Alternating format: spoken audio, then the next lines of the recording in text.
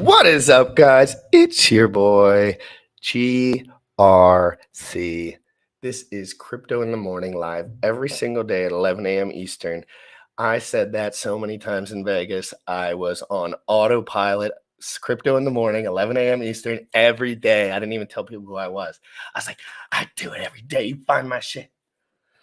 Because Sam has been holding it down. And I cannot wait to ask Sam how it's been going, not from a crypto perspective, more so just by talking to this audience directly perspective by yourself, right? It's different. He does streams by himself all the time, but I don't think he's done that many crypto streams by himself. So it's also fun that I want to talk to him. How has it been? I have a feeling he's making, not going to say that word, stupid gains. I have a feeling, I haven't looked at any of his stuff, but I mean, what can I say? He's been going. Sam Stolt, for everyone in here who doesn't know, he's on a mission. He's like tied to Hex, like Hedron's tied to Hex, but he's tied to the moon. So it's kind of like he just keeps going. But I'm just excited about what he's getting into. I haven't talked about him about any white paper stuff he's been messing with. I know he's been messing with it, but we're going to talk about a little. We're going to get into it. I'm going to talk about Vegas a little bit later. Obviously, if anyone has little questions about Vegas, they can ask them. Generally, we're just going to be talking about crypto, LP opportunities, team opportunities, Maxi Perpetual staking pool opportunities. Because to be honest, I went on vacay. Okay, so I'm like, I want to get involved. I want to learn. I want to see these opportunities. Everyone thinks we were just talking about Hedron for many days, and that's because it was a very relevant subject. But again, guys, we're not pushing anything because Sam is just like, I'll never make money unless I push Hedron. No, this is the dumbest thing ever. We just liked the calculations. We liked the upside, and we published it for weeks straight, okay? That is just how that works. Everyone who thinks I'm creating a narrative, I could give a fucking shit about whatever narrative. If Hedron goes to zero, I don't even give a shit because we're so early. That's what people don't understand. In crypto, we're so early. No one's here yet. Sam Stoltz have not been here for years on end yet. They haven't they're meeting people. Dip Catcher, Alex from Hedron, Richard Heart, myself. We're all connecting on feet. We're all doing this thing. We're here because we want to talk about the truth. I could care less if I make $10 million or 7.1. Oh, go. No, it doesn't matter, guys. Me and Sam love the truth, and you'll learn that because we're going to be here for a while. And Sam has been talking to me about the truth for 6 years straight. And do you think I'm just going to switch it because people no. We're going to talk about the truth as we see it on this channel. Thank you, Sam, so much for holding down the channel while I was gone. It made my trip possible. And I would have done the streaming still. But literally everyone told me while I was there, like, bro, you got to stop working. Right when I got there, Sam, I was like, give me a mic. Give me something. I need to work. Literally, they're like, bro, grab a brewski, get in the cabana. Let's go to the penthouse. You need to chill. And after 2 or 3 days and watching the show and just letting it go, thank you so much for Bullish and Sam. They were streaming on autopilot on my channel while I was chilling, and I was so happy. It was so awesome. I like having a team. I don't want to be by myself. I don't like being by myself. Anyway, guys, Crypto in the Morning every single day at 11 a.m. Eastern. I just got back from Vegas. I feel incredible. Okay, so let's get into it. DeFi proof, everybody. Let's get right in. You already know what time it is. Crypto in the morning. Crypto in the morning. Crypto in the morning. Waiting on phone. Crypto in the morning. Crypto in the morning. Crypto in the morning. Crypto in the morning. Crypto in the morning. Waiting on phone. Crypto in the morning. Crypto in the morning. Smoking no blunt on my way to the gym. 11 a.m. and I'm already tuned in. Got me some hex and I'm making a stake. Got me some Hedron, I'm making it rain. Pay me some Maxi and that's just in case. GymRatCrypto sent me to show you the way. DeFi proof. Crypto in the morning. Crypto in the morning. Crypto in the morning. Waiting on phone. Crypto in the morning. Crypto in the morning. Crypto in the morning. Crypto in the morning. Crypto in the morning. Waiting on phone. Crypto in the morning. Crypto in the morning.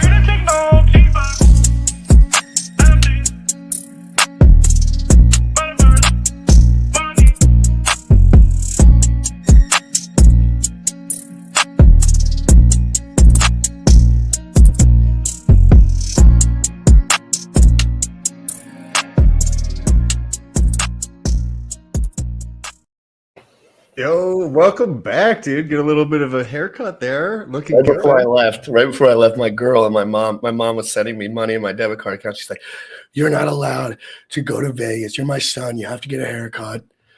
The whole thing, and I was like, "I'll get it." Hey, I'm glad you're back. We've been having some great streams this week, covering all sorts of crazy shit going on. Tell me, can you give me a $5? Can you give me Can you give me a few minutes and just tell me, like, come on? We covered more stuff that we're going to be talking about today, but we weren't with the source. We talked about Maxi, we talked about Base, Defi, and that whole team of what's going on over there. We talked a lot about.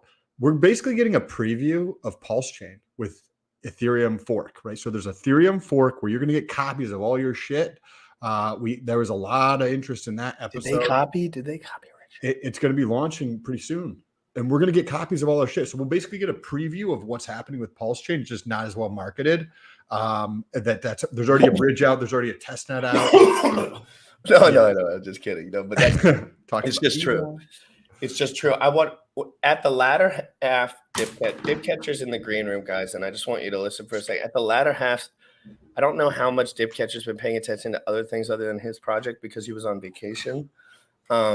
So I don't know if, like, in the morning he kind of like peruses stuff. But first of all, those guys are absolute god mode. I mean, on the dance floor alone. I know. Like, if you get bullish of guys because of how they dance, I do. I do. Yeah, like, I get Dipcatcher on the dance floor, throwing it down. Well, I'm bullish on Golkey because he could get a man or a woman to fall in love with him at any moment. You know what I mean? Like I'm like, no, for real. He's the most beautiful man you'd ever seen in your life. And it's great because he's one of the nicest hype men, kind of, you know, those guys that are there to make sure everyone else feels comfortable. Yeah. And themselves at the same time. Like, I don't know him personally, but him and Dipcatcher are just like that. They want to know about your life. They want to know how things are going. And then they want to rip up the dance floor for 2.5 hours straight. And I'm like, I'm bullish. Like, I'm so bullish. But okay, but obviously, guys, this is a crypto show. We're going to get into the technicals. We're going to invite him on here. Can't wait to talk. Let's get him on here. Let's get started. I'm excited. Maybe we can hear some interesting stories about Vegas because I believe he was out there. I think I saw on Twitter that he was out there. So we're looking forward to that. He was, and we'll get an update of like how Maxi's going. Exactly. We're going to get an update on everything. I need this to be serious for 20 minutes because I like actually have to do crypto stuff today. Like, for real. Like, I need to get my damn crypto computers out today and focus. But I haven't made moves on team yet. I haven't, and I'm, you know me, I'm very patient, so it's okay. And I have the founders here so I can talk to them. Let's bring them in here. Perfect.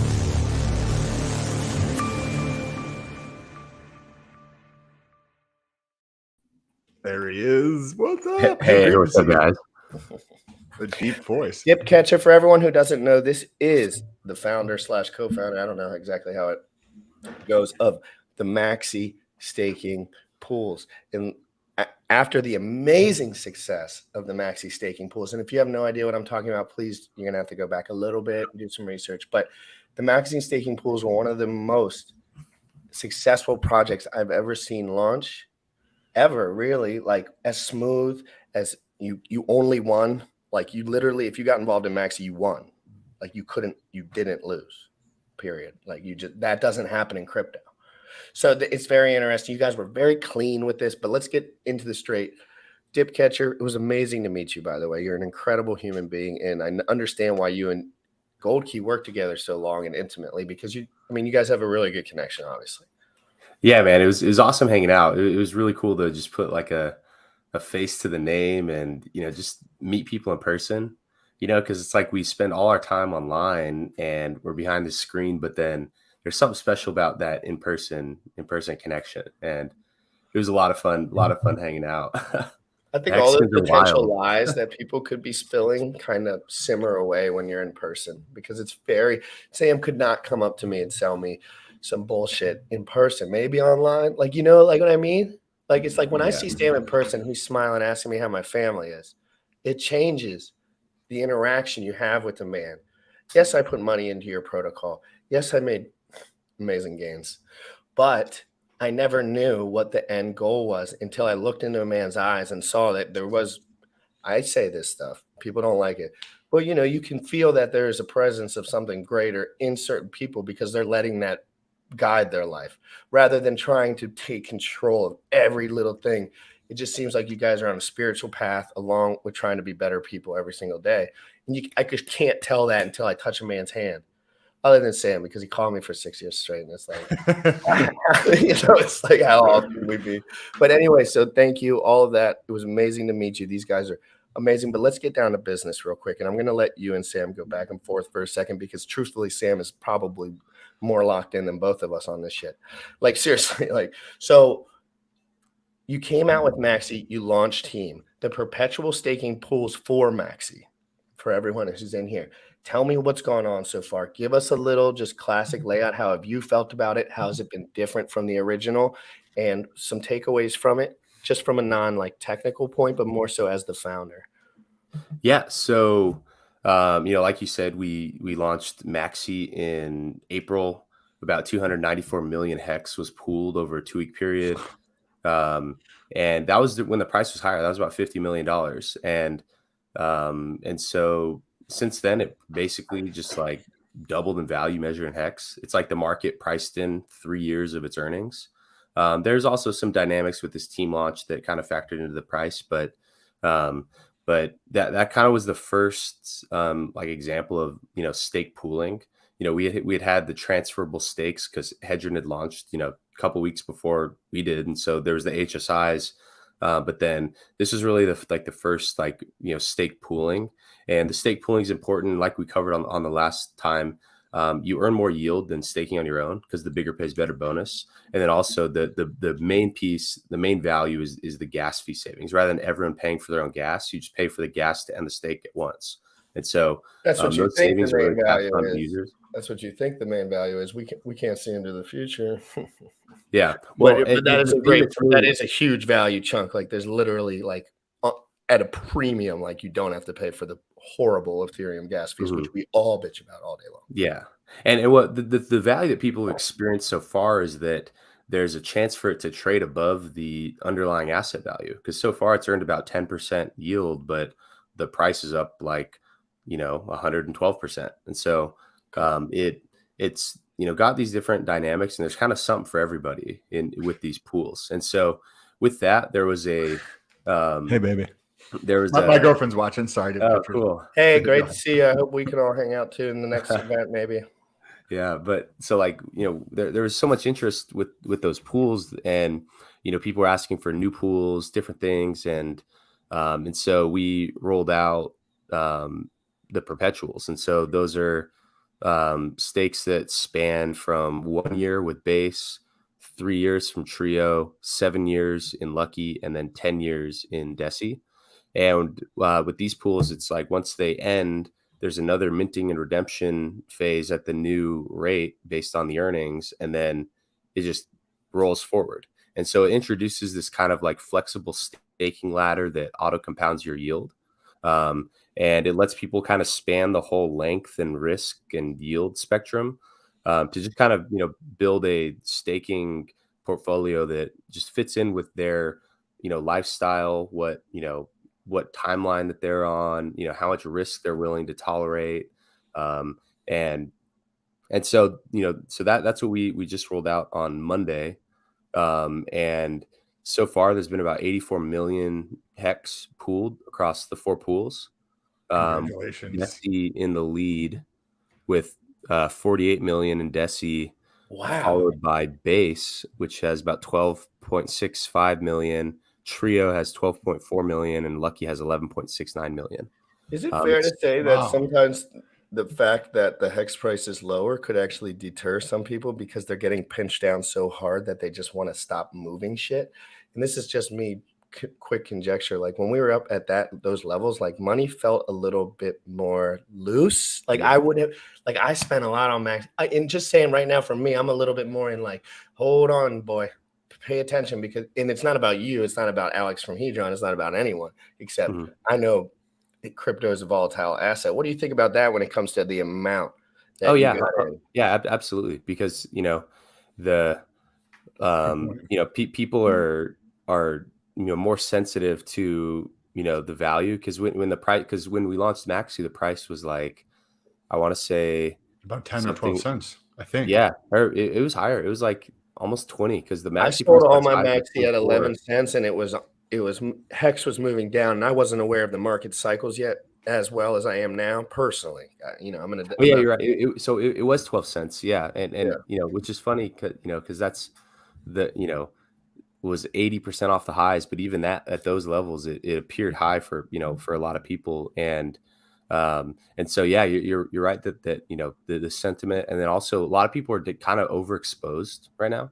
Like, because people, it's like the bear market, and people want to like reclaim those high gains, and so people have kind of spread themselves out. So there are some dynamics with just kind of where we are in the market of people feeling kind of tight on cash, and then also just with other things in the ecosystem kind of spread out a little bit. But what I think is good with these pools is that it's just like holding wrapped hex. And whereas like with Maxi, it's like even though it went straight to a premium, like it realistically could have traded at a discount for a while. But with base, the shortest one, that's like basically just like holding liquid hex, because it's earning at like 11%. It's pretty certain what it's going to earn in a year, and it's redeemable so soon that like it doesn't make sense. Like if you get a discount on that, like that'll be a race to buy that one. More so than like there's not so much of like an urgency to buy a discount in the longer term ones, because you have more time and it's less certain. And so with these for like the shorter term stakes, for instance, those are really just like holding liquid hex. And so perhaps people could kind of approach it that way, where it's just like they're still holding on to what they had, and then that's what's cool about these pools is that they're fully backed and like over collateralized. They only gain in the collateral that's underlying the asset, and so so that's right about the market cycle right now. So I wanted to actually ask you about the collateralization of Team in later on, but you had mentioned that Defi has gotten over 50% of the total, right? 85 million roughly hex, and they're at 47 million hex. Was that what you were expecting? Did you think that most people were going to go into that, like over the majority of that is going into Defi? Is that what you were thinking? Yeah, I thought so, because the first pool, and probably the main pool people were asking for, was a 10-year. Because that maxes out the longer pays better thing. Yeah, max out longer pays better. Different timing in the cycle. Comes out before the 15-year one does. And so I kind of thought that, and also because so many people just had awesome experience with Maxi. They kind of wanted that similar. They wanted to run it back with like a one. And where people are hoping that it prices in like an instant 2x premium. But I think I'm a pleb. Okay. Mm-hmm. Listen, guys, and I'm saying this for the guys in the audience, because these guys kind of know me. It's just so hard for me not, because guess what? On this show, you might not remember this because you were probably busy as could be. We might not have known each other as well at the time. But on this show, when Maxi came out, Hex Tangent was right here next to me. And he was telling me it would trade at 1.1. And I'm a pleb. This dude's been buying Bitcoin since fucking 2012. Okay? And he told me it was going to be 1.1. I said it's going to be 2.0. I said it's clear as day to me. 100%. I said I don't have an issue. And maybe 1.75 in my head, but I was saying 2 for the argument's sake. I was trying to give it hell. And but it did actually stick to 2 for the first couple months. And he won't even acknowledge this to this day, but it's all fun and games. But at the same time, speculative value, when you know every single human in the system and you've been watching it for 500 days straight, isn't that hard to catch a beat on. Because I've been watching this stuff for every day. That's why I had a lot of insight on Hedron too, because I said I watched everyone sell it to everything. So but then Sam's like, I don't see it without Icosa. I was like, I don't even know what Icosa is, but it's all gone. Like it's all gone. And then both of those things had some good gains for us in the future. But here it's a little bit different. It's a little stickier of a price, but it's a little more guaranteed, which is lit. And that's what I was excited about. I was like, because I pay attention every day and I knew that Maxi was going to be 2.0, I had a zero problem putting all my liquid hex in Maxi at the time, which wasn't a lot. So I have similar feelings about this because I was like, I know what a premium looks like. And I know that hex is going to go up in value. So, and that's my personal opinion. So that really, it is that sticky speculative value based on the exact derivative nature of it. And we have the same feelings about Hedron. Everyone's like, is Hedron going to go up or down or sideways? They'll say the same thing about Maxi. It's like only certain people understand how these derivative products really work. And you have to be watching them like a hawk. You have to know the founder. You have to know you're being trusted. We know that. I talked to Richard 3 days ago and I just said, thank you. You saved my life. You changed my life forever. So like we have all this insight on the market. And that's what I'm excited about personally. I know in the future, this could all go mainstream or not or whatever. But right now, for my life and the guys that I am talking to, like these are real premiums that they coded in a premium and gave everyone a deal. Like pay attention as close as you can, because I think the speculative value on you guys and this ecosystem is also there too. I don't know if any of that made sense, but you know. Do you think that premium, because we had the conversation here, right? When we're like, going through. So Maxi has this, and then Maxi has this, and then you have the liquidity premium, and then you have the Hedron bonus, and you have this other thing on here, and you're like, it's trading at 1-for-1 or less than 1-for-1. So we could see that this is going to take that. Like it's anybody with like a lot of functioning gray matter could tell that it's not going to fucking sit there for super long. Do you think that is playing into the longevity of Deci, or like why more people are putting in Deci? Because they're like, okay, this kind of has a programmed in premium between say 0 and 2x. Yeah, I mean, part of it's just like the APY on Deci, because it has the maxed out longer pays better bonus and it's earning over a longer period of time. The net earnings on that one are greater, so that's part of it. But then also I think that because it's similar to Maxi in the length, where there's a lot of uncertainty in what it's going to actually earn at the end, that there's like a lot of room to run. There's a lot of blue sky you can paint into those earnings, and so I think that's probably the big driver in that adoption. And I mean there's in general longer pays better, right? So like there's appetite for longer hex staking, but what surprises me is that, like I would have thought that it would have been like in order from longest to shortest, but base is the second largest, and so that one's kind of interesting to me, and and part of it may just be because base was like the first pool that we had announced that we were launching, so maybe just more people knew about it. I think people care more about the screaming face melting gains in the long term sometimes because they don't have that much USD. Yeah. You know what I mean? Like there is a premium, like a guy like me, for example. Yeah, I could put 10 grand. Let's say I put everything that I had willing liquid, like everything, just like from whatever into max. Like I'm going to make a play on something that might like hex people stake at 555 because sometimes they say, man, for $300, I might have just saved my future. So maybe there's a lot of guys that want that longer stuff because hex is rather close to those anyway. And maybe they feel like there's a hair of safety in the liquidity of hex rather than, well, I'm not a big player anyway. Now, big players, let's be honest, this is a different ballpark. But I feel like there's a bunch of people. Yes, what Dick Catcher was saying, I believe is 100% accurate.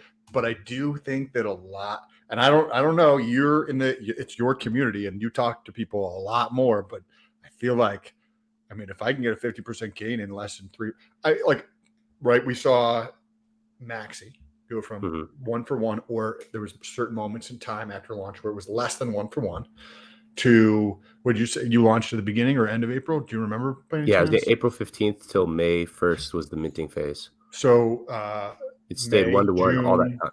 Yeah, so it's been like 5 months now.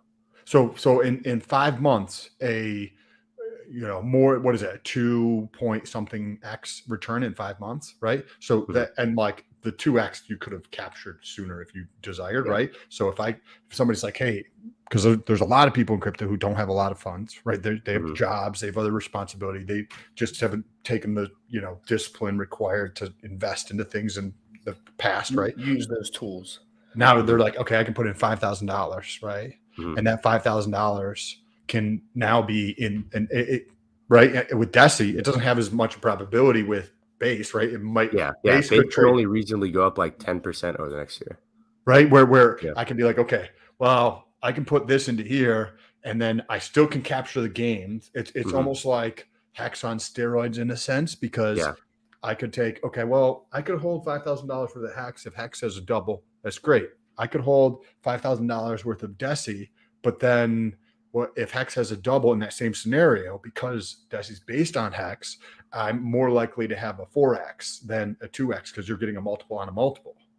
And I think that I don't know. Maybe it's just because I'm that weird person. Right. Definitely, like, especially now in the bear, because a lot of the people that are there's kind of like the Hex class of 2021, the people that caught the tail end of the big run up, or maybe were just like the top. It's like they want that 10x so bad that they're willing to like lever up the risk, and that's why we've seen so much participation in team. I'm actually surprised by the team participation. It's funny you bring it up, because I want to. Right after you, I want to highlight something too about why I thought that point you just made was like a good reason why. But Sam, please. No, I want you to finish your point. Sorry to interrupt you, but I want to your point, and then I want to ask you about team. Because I mean, like Deci, that has like the highest, range of like premium, and the trade-off there is that it has also the highest range of possible discount because it's so long. But people, want that high performance and kind of desperately, like PulseChain's delayed, Hex price is lower than what, everyone read on Twitter, wasn't go below 25 cents. And so like, even though Richard told us literally for 2 years, I mean, I'm sorry, but the only reason I sold my Maxi at 11 cents is because Richard kept telling me the market was going to tank. Mm-hmm. So listen, guys, this is important. This is important because there's a lot of guys in this chat that don't actually listen to Richard Heart. They just circle him. It's not, he tells you a lot, very in depth about liquidity, the weight of liquidity, and the market itself. So if you just use your noodle, then that's when you have to use your noodle, okay? So he tells you things like that, and I say, I have 21 cent Maxi, and I just 2x'd on it because I put all my Hex in there. The market's screaming down from 56 cents to 21. Richard's telling everyone we're going to 11K Bitcoin. Okay, maybe this isn't the best time for me. That doesn't mean the asset wasn't created beautifully. You know what I mean? Mm-hmm. So it's very important to understand. For the last 500 days, everyone in Hex has made this much money. Understand this. That means half of the Hex people have made this much money. Yes, you can trade and make 2x's and 3x's and whatever. You know what I mean? If you're a Hex staker, you've made a 2x in the last 500 days. In crypto, that's no money. Okay? Mm-hmm. So that's the truth. So you're dealing with the actual ecosystem. Everyone else is dealing with the early adopters. That's the problem. Because I'm not an early adopter. I got in at 2 cents. It went up 56. I freaked out. It went down. Now I'm wrecked. Okay? So it's like I understood a lot of that and I have a lot of insight. But at the same time, hexicans pretend like hexicans are early adopter hexicans. That's in their head it is because they're like, oh, well, if you get a 3x from here, I'm going to have $7 trillion. And you're like, well, great. That's good for the ecosystem. Guys, shut the fuck up and go home so I can actually make this an ecosystem because new people are flying in and they're wrecked. You don't know what it's like to be wrecked anymore. I guess you'd think you could extrapolate it a little bit, but stop saying, and then I talk about Hedron and stuff, a great opportunity for new investors, just at a baseline. Like, let's learn, let's get involved. Let's think about this shit. And guys are saying I'm creating a narrative so people don't buy Hex anymore. And I'm like, really? I'm creating a narrative? Everyone in Hex is wrecked. You fucking moron. Wrecked. The guy whose $12 million mansions I was at this weekend, he spent 250 grand on Hex at 21 cents. And he still has a smile on his face while you tell me I'm telling people they're not getting a good deal. Listen. Well, we should stop talking to Dipcatcher, right? Because this is not part of the ecosystem of Hex. But no, these people are just. That was my rant. I'm done. But again, I love you understand that.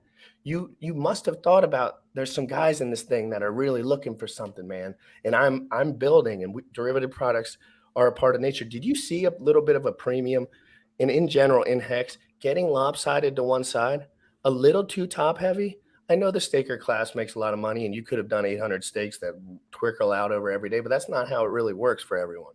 So I'm curious about your perspective on Hex. Did you think Hex could be better? Is that why you started this protocol, just because you thought it could be a little better? Well, yeah, I mean, there was like a clear problem that was, present, that, it was already a problem. Like if you read the Hex audit, they said you should cut the max length stake from 50 years down to 15 years. They actually recommended 10.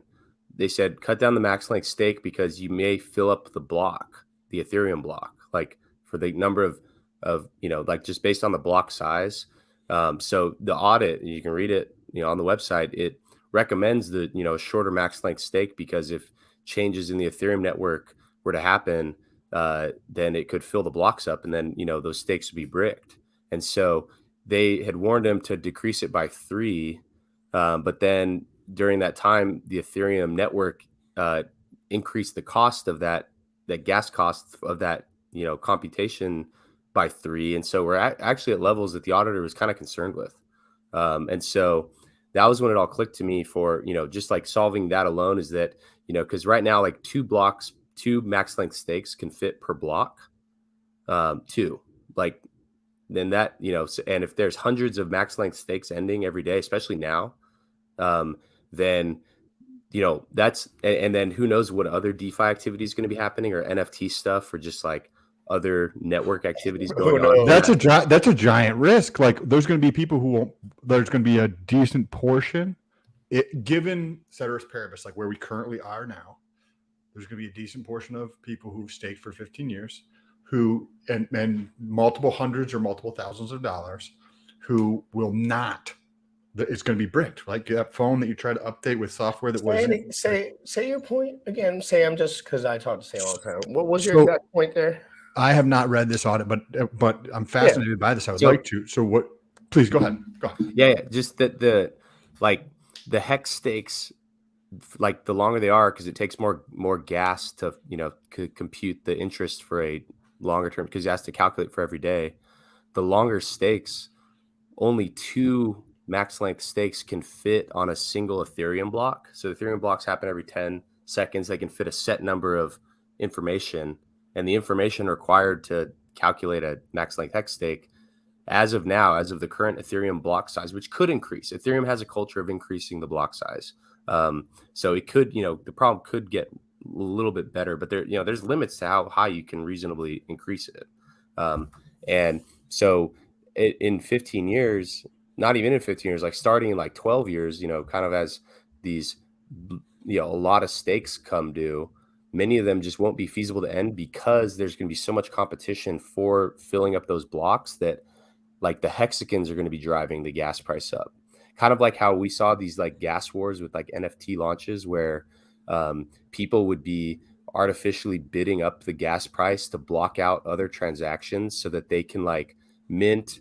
They'd look at their qualities, and if they didn't like them, they'd throw it away and remint. And so there are these like gas wars where people were like flooding the blocks in order to like block other people from being able to mint their NFTs.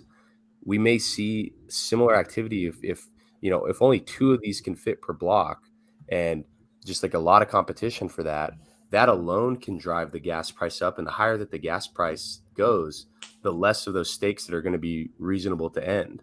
And so it's basically like a transfer of Hex from the people that can afford to end their stakes from the people that can't. And so that was the main reason why we built these pools, is because, okay, like if the gas price is shockingly high, then if we bundle everyone's stake into one, then those people are going to have a competitive advantage against people who just hold stakes on their own. And so, that was the main reason why there was a change in Ethereum that caused this problem to get worse. And so that was the whole genesis of why I actually took it seriously to build these pools. So this is fascinating, Catcher. I appreciate you sharing the insights with us. Sharding, right? So the segmentation, that's my understanding of it from an elementary level. The segmentation of the blockchain. So maybe taking certain things and putting them into, validators and or nodes or whatever, so that only pertinent information can be in the block. will this, because could that solve this, or the way that it's currently structured, because you can't change anything? It's just like what you're saying basically means that nobody should ever stake with go.hex.com, in my point of view, because that's a risk you're taking, that you're just like, cool, I'm going to take this risk when I clearly see this is a potential issue. Like there's zero doubt that this is a potential issue that could be solved, right? But we don't know. We don't know how this is going to play out. 15 years, especially in crypto, is an eternity, right? So have you looked into sharding, and how could this help with this potentially? Yeah. So things like sharding could help, because it, you're, not every transaction is competing in the same kind of like arena. It's like certain transactions are filling up these blocks, but it still is like a massive consumer of gas that, like, even if there's like some type of like, horizontal scaling like that, it could just, maybe it makes the problem half as bad, but it's already thousands of times worse than it should be. And so so things like that could happen, but I don't see why Ethereum would do things to decrease the cost to the user. Like if you had a business and you sold a product that was so in demand that people are willing to pay a super high price for it, like, why would you lower the price? You have more insight than us, because they all say they want to lower them. So for me, when I see Vitalik saying we want to lower them, I'm like, oh, he's such a nice guy. I think what he means is that they like, and I think this is part of what is going into like the, their development roadmap. It's not so that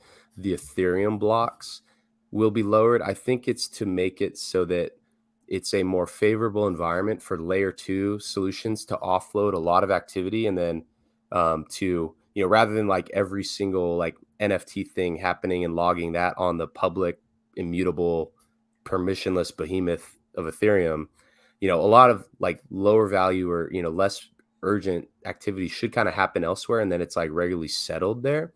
I think that's more because like all the ETH2 stuff, it's nothing on the user's end. It's more on the it's more like on the blockchain developers experience, is what the things that are improving. And so I think that's probably what they're trying to do. But since Hex is an immutable contract, it's like, it's not like Hex can necessarily be like transitioned to a layer 2. Like Hex is logging to the chain, and so even though those things could reduce the load from elsewhere, it's still the problem, just that the sheer gas consumption of do you like $500 end stake fees?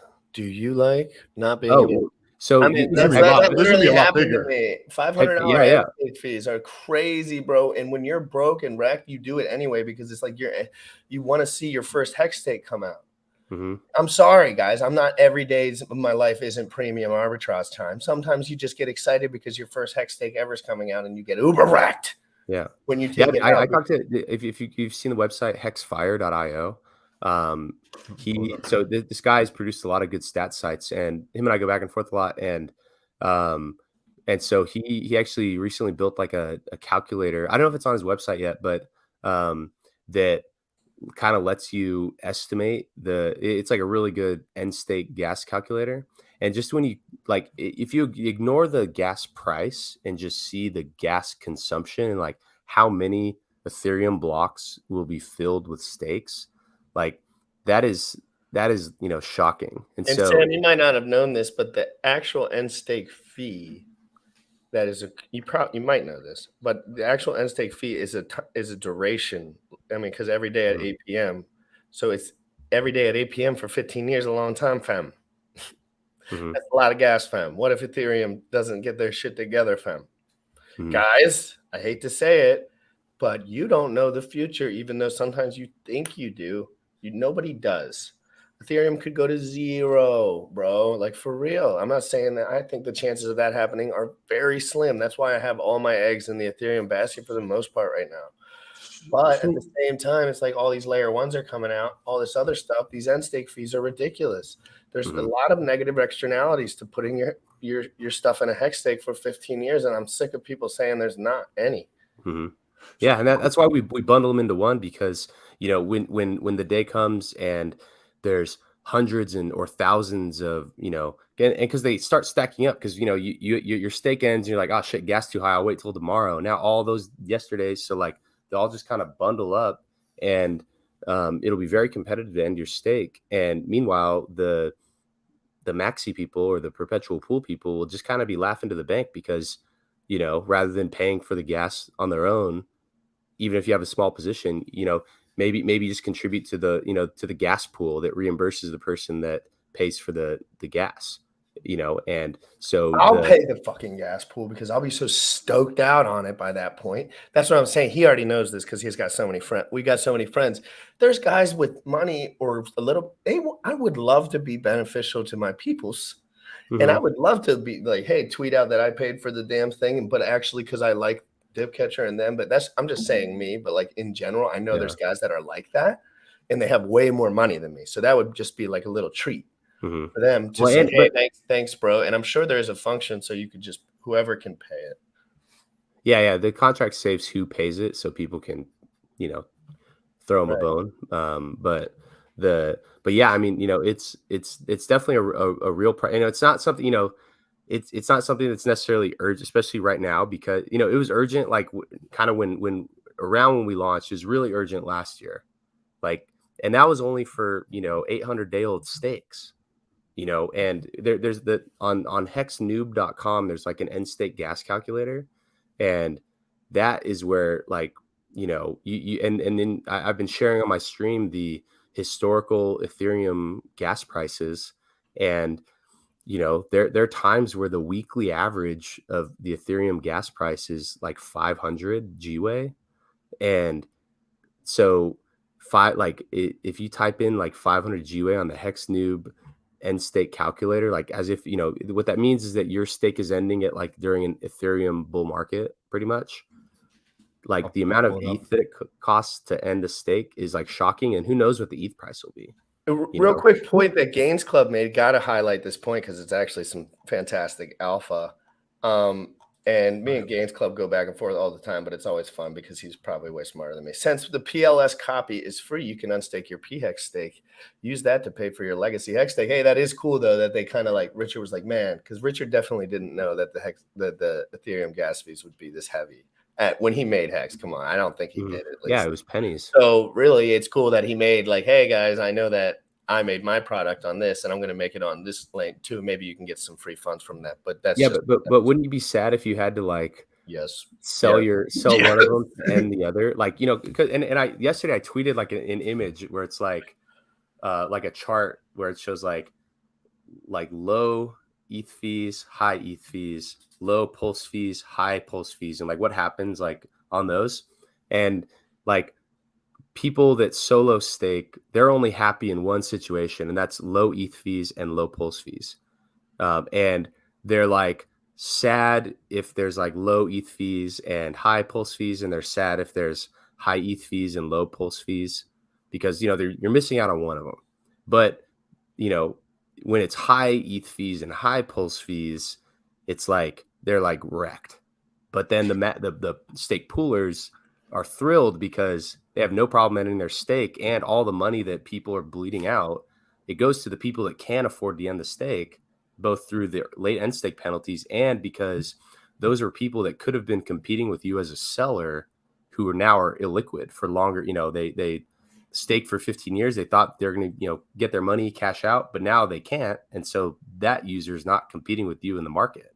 And so it's basically like they're just transferring their money directly to the people that can afford to end the stake.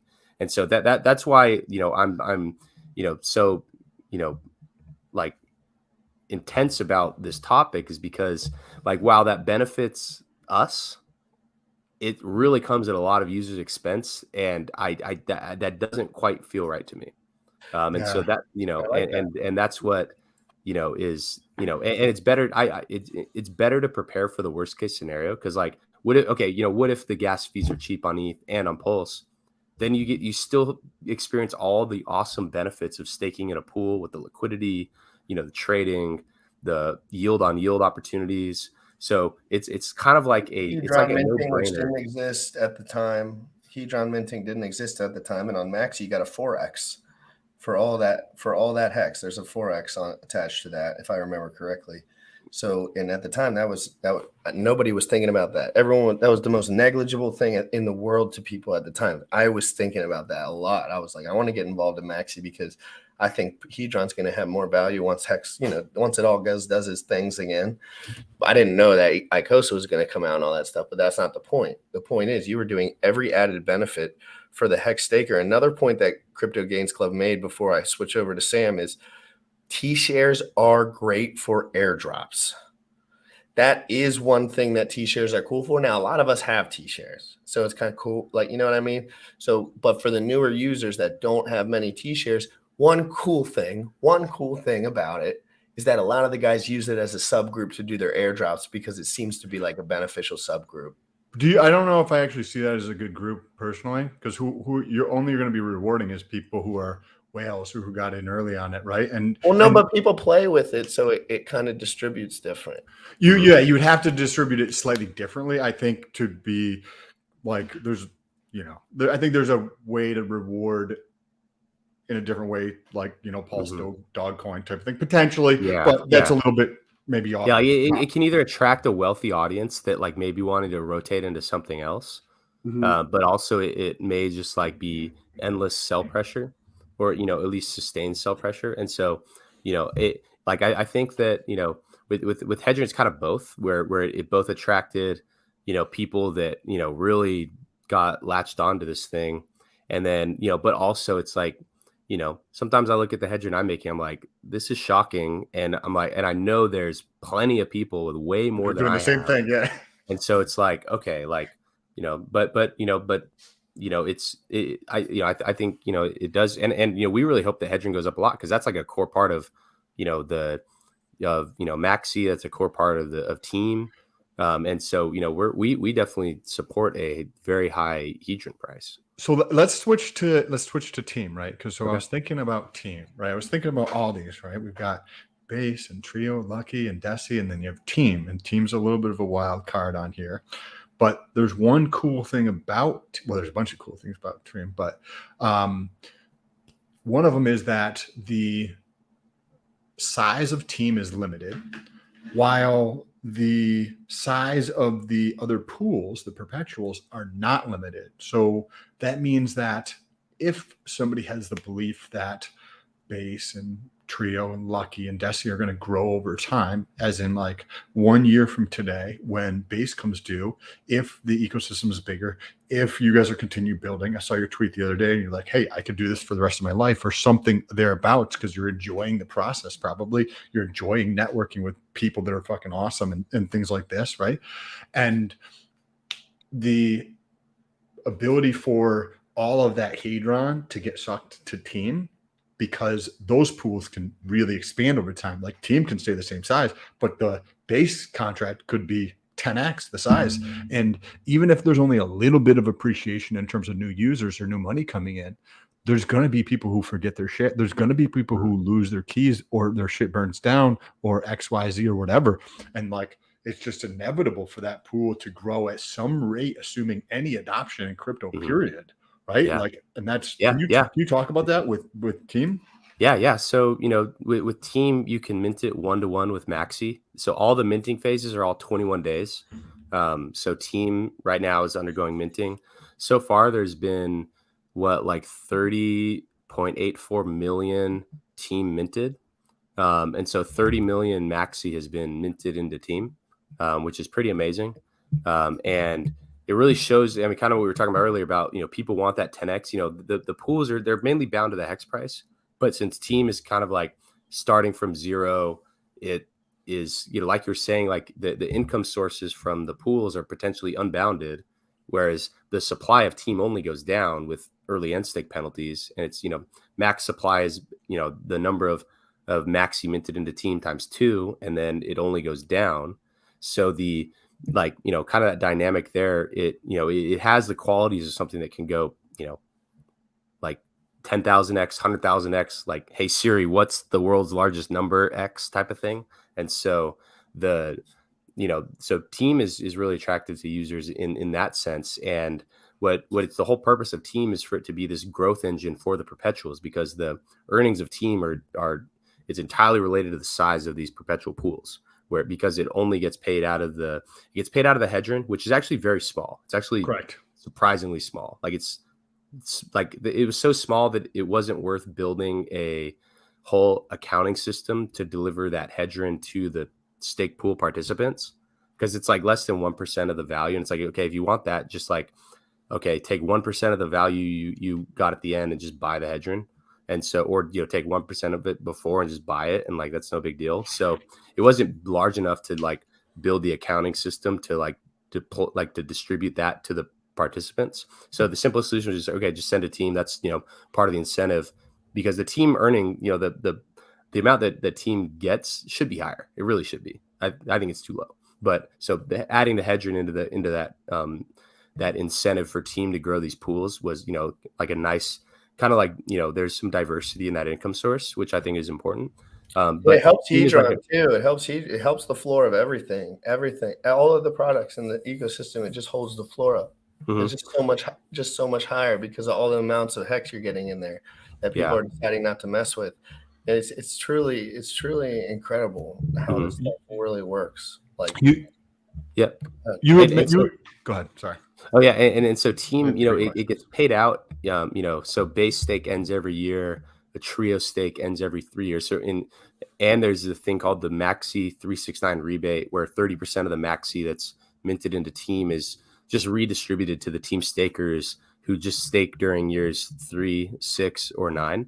And so, year 3, we'll have the first trio stake, which is like 3 years in one. We'll have base, which is, happening every year. And then we'll have some Maxi. So some years there's like big payouts that just when things line up, same with like year 7, when you have lucky and base ending. Year 21, you'll have lucky, base, and trio ending. And so there's years where these overlap. And so it kind of introduces some good volatility in there, where like year on year, there could be way big differences in the earnings. And so explain, because I understand what you're saying about the bonuses, but there's going to be a lot of people where they just, that was over their head, like a little bit more in depth. So you got the 3-year bonus, effectively the 7-year and the 9-year, of how those are going to be paid out to people, because like a lot of that is we're like in deeper than a lot of people, but there's a lot of people who just that went over their head. So just start at T0 and then just kind of walk through how that works. Yeah. So Team stakers, they earn income from the perpetual pools. So they earn a little bit of the yield from all the pools that are ending. As they end, the contract pays a little bit of it to Team. And then also there's this bonus earnings called the 369 Maxi rebate, where 30% of the Maxi that was used to mint Team just gets paid out to the Team stakers during years 3, 6, and 9. So, those are right now the two known, you trustless, like you don't need to believe me that it'll happen. Like it's in the contract, you can read it. So those are the two known, and you wrote it live, sources for Team stakers. And so people like Team because it gives you a little bit of exposure to all the pools. It has its own dynamics because it's strictly limited in supply and only goes down in supply as people early end stake, and because of the some years there can be extraordinarily large payouts.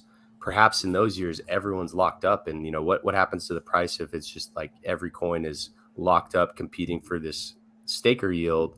And so it's got its own dynamics there, where it's not so much coupled to the hex price, even though the hex price is a big driver in it, because that's the value of the earnings comes down to the value of the hex that it's earning.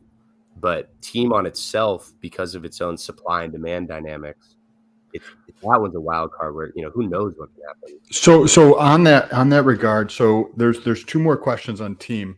The first one I want to touch on is the fees, and then I want to ask about the collateralization. So if I stake Team for an entire year, there is, and then I decide at month 9, for whatever reason, I'm not going to finish that 1-year stake in Team. There's a 3.69% fee on there. What happens to that fee? It just stays permanently burnt. So when you stake your team is burnt. Just like when you stake Hex, it gets burnt and then it gets reminted.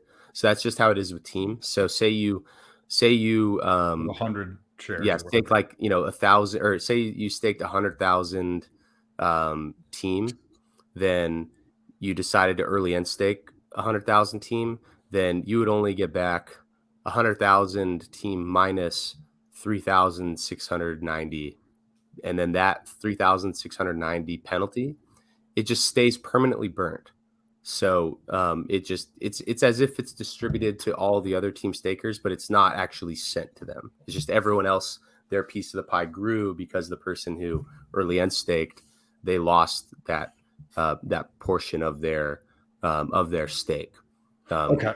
Yeah. Thank you. I appreciate that. I was looking at your site or one of your resources the other day, and I just wasn't sure. You had probably told me, and I just couldn't remember. And I wanted to ask you, okay, the collateral, right? So, and I'm not trying to like hyperbolize this anyway, but like, for example, for people who are listening, UST and Luna, right? And like that shit wasn't collateralized. And then you have things like, say, Maxi, right? 100% collateralized. The base, all these other contracts are 100% collateralized, and there's something behind them to help substantiate the value there. Where do you think, because from my understanding, please correct me if I'm wrong, right? Team is 50% collateralized roughly, right? And it's not even like fully, because it's in the future, like depending on how people view like collateralization, because it's not like you could redeem it. There's a certain period of time in the future, depending on how people like define what that means. So how do you think that might like sit when 22 days comes out? Yeah, well, so it's already trading now, though. There's really not any like purported collateral, or like there's not any price target that it must hit that it uses that collateral to have. Like it's and it earns yield from the pools, and it has some, and like that bonus, that rebate that's paid to stakers, but that's just like another yield source. It's not like that's like backing the coin, because it's not like you can redeem the coin for anything. It's just like comes in as normal staker earnings. So more so like DCF type of valuation model. You're describing, I think. Yeah, kind of. Where like, you can measure the earnings, and you can project the future earnings, and then, how much you think that's worth based on how certain it is, and what you think the value of those earnings is actually going to be. And so that's more of what drives it, as opposed to like, whereas like with Maxi, because there's like a redeemable aspect to it, it's kind of tightly coupled to that. Like that's kind of the center of gravity around it. Like, and it can oscillate, as the markets ebb and flow, but it's like, if the price of any of the pools got like unreasonably high, then it's like a no-brainer to sell. And it's kind of like, who would be buying like way above? But like the team, because it's not coupled to anything, and it's only based on the supply and the demand, then the price could get unreasonably high. And it kind of, but also goes the other way too. Like if, the market thinks that, the value of the earnings is going to be not much, then perhaps the team price goes down, and then maybe new people step in and take possession of those coins, and then it, readjusts it readjusts that, that side of it. And so it's purely based on just what the market appraises the value. And there's not really that was actually, it's funny you said, because the original idea was to make it so that like 10 or 20% of the Maxi could have been redeemed from the team, like where you actually burn your team and reclaim 0.2 Maxi, almost as like a 80% price floor, because like if it got below that, you could just exit by burning it. Yeah. And then that would kind of renormalize, but that just wasn't part of it. So we thought about introducing some type of like redeemable collateral, just to kind of backstop the value. But we thought, it's probably better to let the price go as low as possible, because the lower that a price could go, like Hex right out the gate went like 95% down. And that's why there was that quoted 10,000x. It wouldn't have had that number would not be 10,000x had it not been for like a big sell-off. And so, big sell-offs we didn't necessarily want to limit that because it, gasses up those gains for the people that are right place, right time in the game. And so guys watching crypto in the morning. That's why they're really what but we definitely thought about like kind of, making it where like the team was, backed by that like worst case scenario collateral plus the earnings. But that was just, that never materialized. We thought it'd be better without it. That's interesting. I love this. This has been super valuable for me, and hopefully a lot of people who are watching, because there's 160 people watching, and only 50% of those people have pressed the like button. So yeah, first of all, guys, smash the like button. Are you serious? Are you serious? We're streaming on 3 different channels right now. So let me do a little shill real quick, because now I don't have to shill the Vegas tournament anymore. Because first of all, KSBD TV knocked that Vegas golf tournament out of the absolute water. I mean, they crushed it. It was fun. There was no egos. It was hot, and no one even cared because we were having such a good time. There was golfers, there was non-golfers, there was merch, there was winners, there was everything you could imagine, food and lots of water. There was lots of water at the golf tournament, unlike some of the other events where GRC could not find water to save his goddamn life. I was about to have a heart attack. Hey, I was about to talk to Richard, and I was like level 10 dehydration, like looking for H2O and like screaming. Everyone thought I was on drugs and like messed up. I was really just thirsty. But that's not the point. The point is, for everyone, I'm going to be doing, hit the like first of all, and retweet Dipcatcher's tweet. I'll post it below right here. I just posted it. Make sure you retweet that. Vegas was incredible. Knocked it out of the water. I'm going to do a recap tonight where I'm just going to invite everyone that was there, and whoever wants to jump on, we can just chit chat about our experience, because I'm trying to get Sam Stolt to go to the next one. And that's one of my main goals in life. Okay. So he doesn't know might be a challenge. He doesn't know my devious plans, but I'm willing to accept donations to get this, because I know him. It's never about the money, but he's just like, ROI, loved its work, need to stay here. But I'm telling you, I'll figure something out. I'm a little sneaky bastard. Okay, so did yeah, go on. I'm sorry. Go ahead. Hit the like, hit the retweet. Crypto in the Morning is doing a separate channel, guys. I'm going to get it to 1,000 subscribers, and then we're going to merge over. And I'm going to keep this channel for crypto reactions, crypto news, all the little stupid stuff I like to do when I'm at my computer by myself. Alpha alerts, Richard Heart live stream, watch parties, all of these type of things, because that's really just what I like to do. But I want to be more organized, and I want to make this channel mainstream so we can get this Hex Maxi Hedron Hex Hearts Mafia, Richard Heart Mafia to the moon. And I think that I can help with all of this. So what I'm doing is I'm switching my channel to a team oriented channel so we can work together more appropriately. And I want 1,000 subscribers on that channel. We're live on it now. I'm going to drop the link below, because Bullish is smarter than me, so he tells me how to do things right. So guys, we're going to switch that over to this, and then Sam's going to have his channel. I'm going to have my channel, and Crypto in the Morning is going to have its channel. Make sure you go over there and hit the subscribe button, hit the like button, get it going over there, and tell everyone about that link. I'll be shilling that when we're at 1,000. We're going to do the merge. Go on, boys. Dipcatcher. So people who are, trying to be value oriented in terms of how they interact with other people, which I've chatted with you maybe 4 times or something so far. And I don't know you in a personal, like man type of thing, but that's what I see from you based on your conversations, what I see you putting out on Twitter. And one thing that I do know about people who have that as like their essence, their core, is that people who try to provide value to other people, first of all, they win in the long run, but also they are going to never stop trying to provide value. And so this is a roundabout way of trying to ask you what's next. Because I know you've already thought about this. I don't even have to like guess that you didn't think about this. I know that you're already like, you don't have to share what it is, but maybe some ideas or something like that, because you're going to continue building. People who build and provide value to other people don't stop. Like you have something that's super successful. You're like, fucking awesome. This is great. How do we make even more success? Right. And I'd love to hear your thoughts on this. Yeah. I mean, thank you. That really means a lot. And, that's kind of, I do feel like I kind of live in service of others. And that's, really something that it's really important to me. And so So yeah, you're right, and also that, not even just that. There's kind of this just like whole like creative outlet that all this is, and and also I feel like it's entertaining. Like people, there's entertainment value. Aside from the like financial aspect of all this stuff, I feel like there's entertainment value in seeing people like create stuff, put themselves out there, and so I try to kind of hit all those pieces there. But as far as what's coming up with these, it's like right now we're in the middle of this launch, but Golki and I are probably going to announce something today. We maybe just I tweeted the other day. I said retweet if you would want to stake your perpetual pool tokens to amplify your hex yield. Well, let's find that tweet and post it.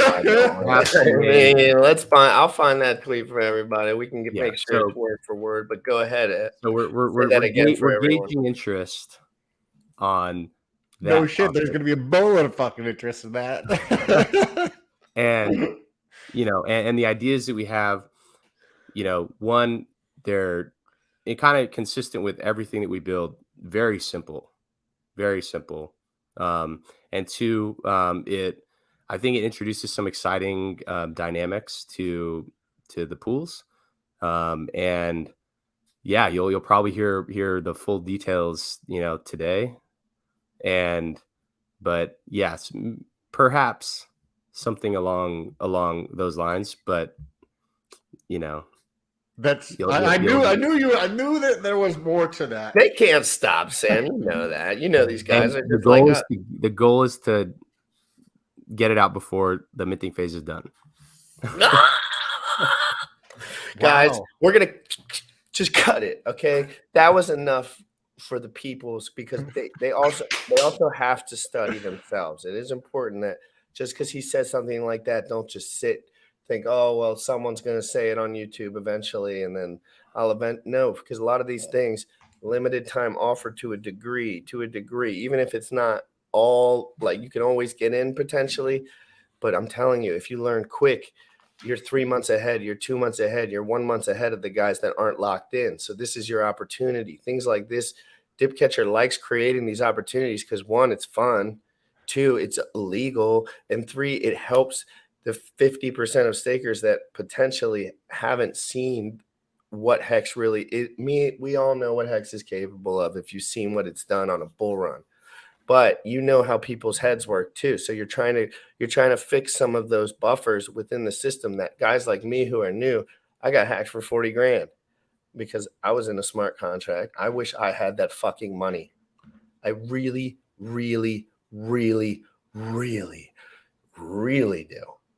And I took the L and I moved on. Whatever, guys. It's all about, if you're safe and healthy and have friends, at the end of the day, everything's fine.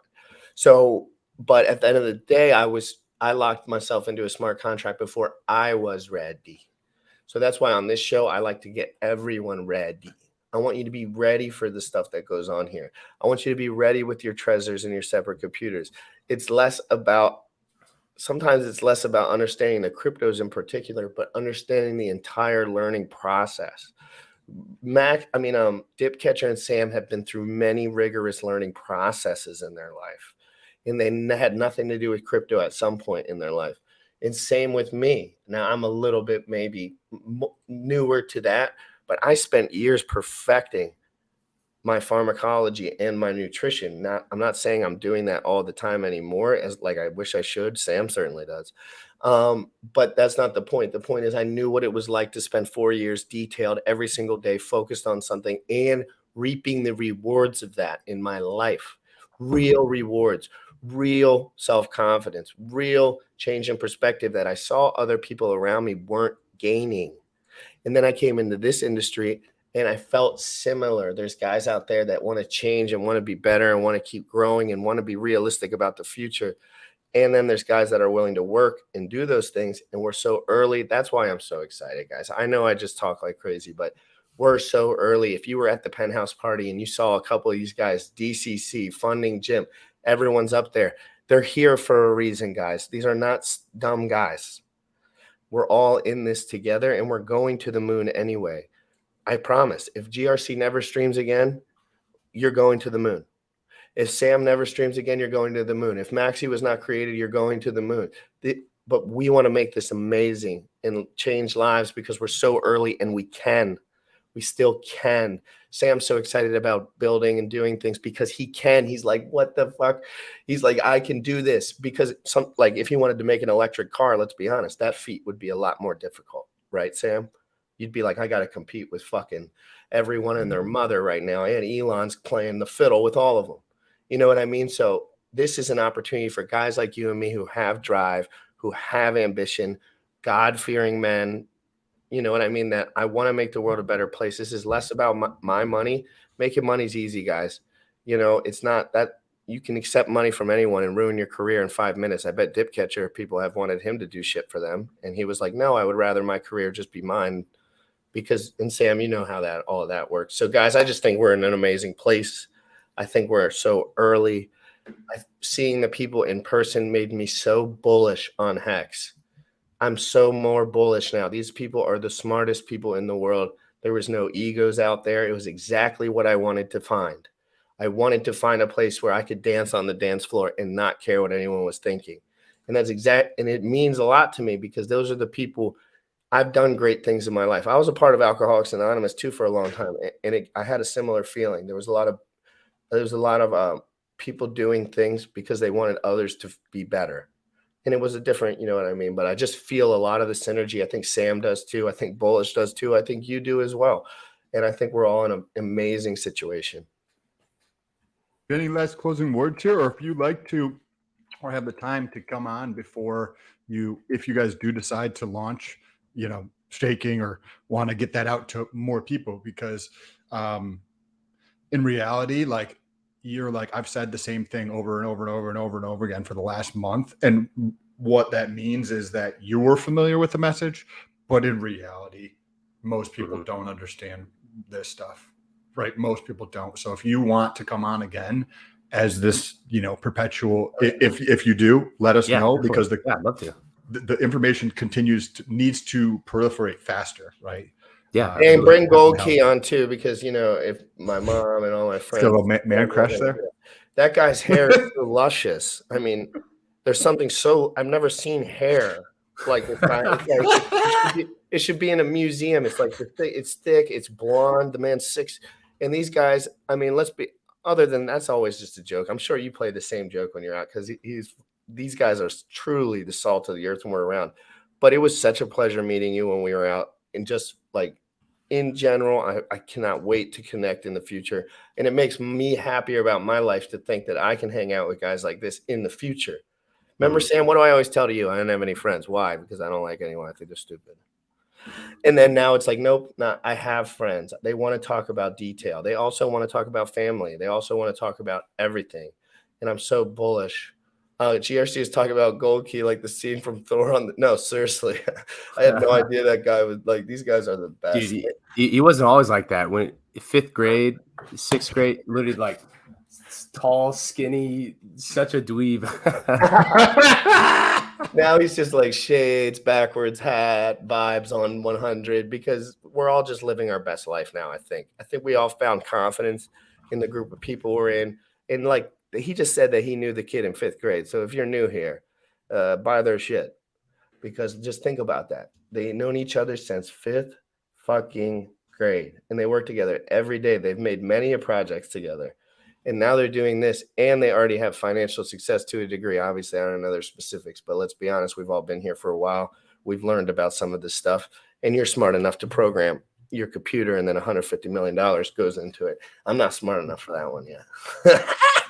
Yeah, but no, but you guys are changing the world, and you're really doing an amazing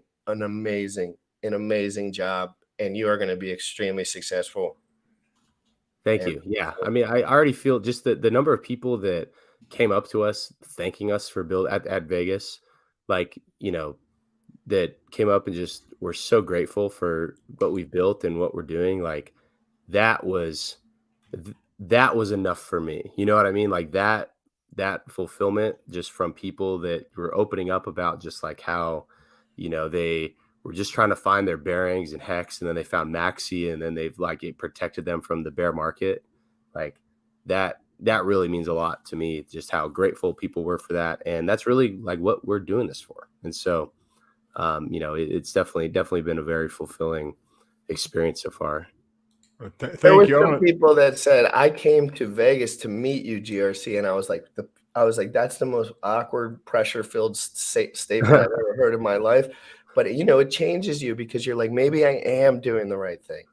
Because I have the battles. I was a bad kid when I was young. So I have all the moral battles, like all the time. I'm like, am I doing the right thing? I got to make sure I'm doing the right thing. I got to make sure I'm being intellectually honest, which Sam helps me with. Sam's kind of on autopilot. He's been doing it for a lot longer than me. So he helps me. I just call him and then we just get back to business. But people were like, I wanted to meet you more than anything. And I was like, why? You know what I mean? But then I get it because I am on a mission and I am a leader and I want to continue to be that way. And I'm not afraid to put myself out there, whether people make fun of me, whether people, the pool party, all that stuff. I was trying to make everything better while I was there. It wasn't about me. Come on, who you think I'm going to blow up because I'm fucking doing mushrooms and talking on the microphone at the parties? No, I wanted to make everyone feel like it was like a team. I never felt like I was doing something for a team before. I always felt like I was by myself, like making it happen. And now I'm like, oh, give me a mic. Let me see if I can spice this up a little bit for everyone. And it makes me feel more powerful as a human because I'm using my skills for the first time. I was always hitting hammer against wall. What you're describing is as being part of a community, though, right? And having people that are like-minded, who want to be leaders, who want to make the world a better place, who want to help people.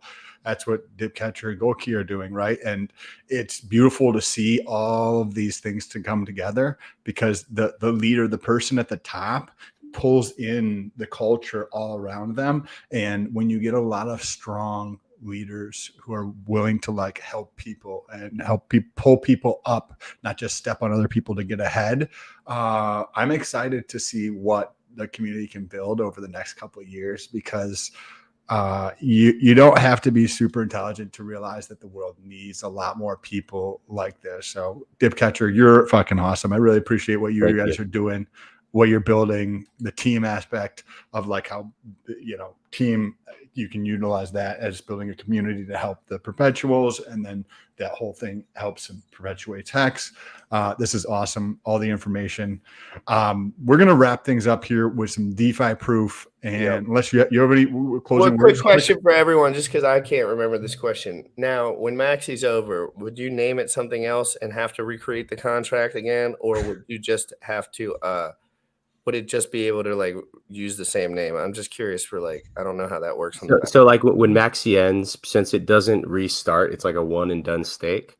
If we wanted to just like relaunch it as a perpetual, then we could just launch it and we could add the same name, but it would have a different address. Cool. That's all I wanted to know, just specifics, because these are immutable situations. So, and that's really the reason that they're good. So that's the reason that they work. If he didn't want to make it immutable, this would be another conversation. And, but there's pros and cons to doing things a certain way, but you add it on rather than making it durable for change, which is important in crypto, which is a lot of people don't do that. And that's where you come in.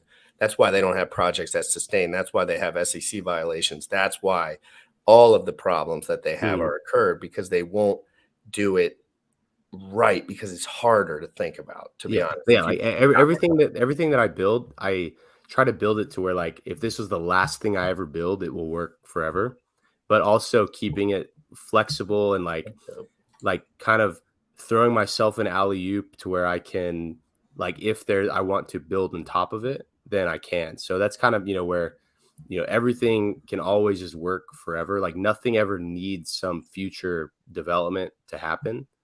But now, would you build something completely separate in the future for let's say in a year and a half, and all your stuff is running, and the community takes over, and you know how that works. Like people start streaming on your stuff.